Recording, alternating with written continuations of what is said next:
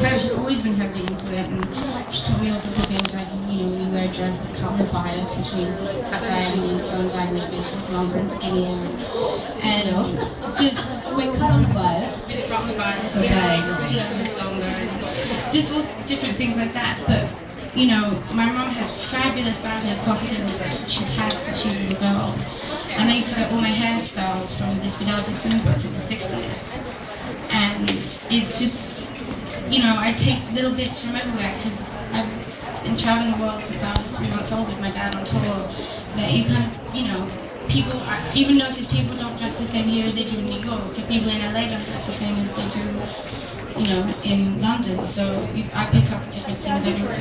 And I think weather kind of factors in for us Canadians. You know? You should go to England in the, I mean, you should go to England in winter, that doesn't mean anything. They're still in the short skirts and the high heels, going out, and I'm like, in a big, huge zip-up, like, almost like sleeping bag coat, like not caring, because I'd rather be warm and freezing.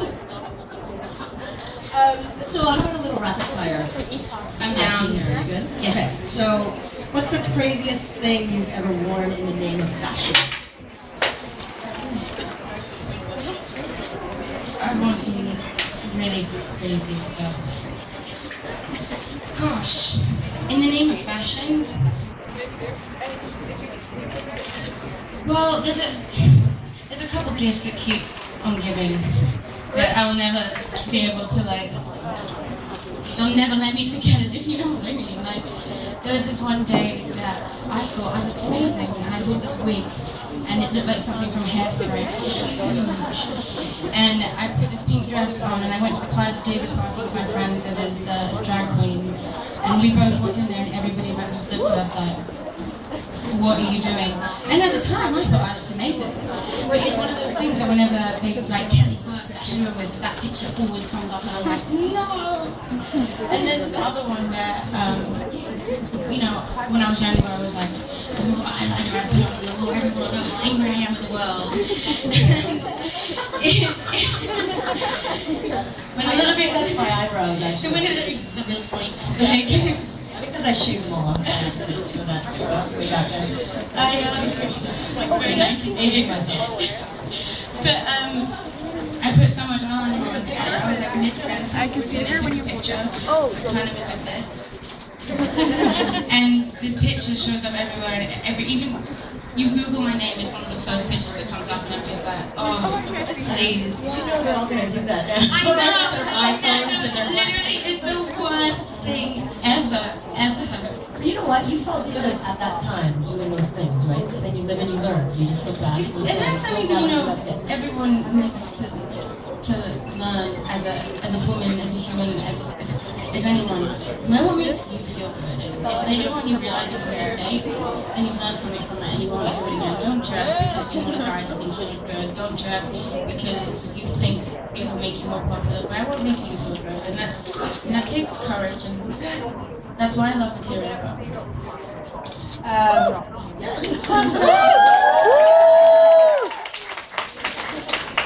Your fashion icon. Madonna! That goes without saying hello.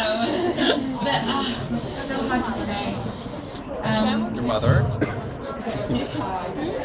I take things from everywhere. And I don't necessarily have one person, but there are things I love. Like, I love Vivienne Westwood. She created a whole genre and a whole style that is still relevant today. I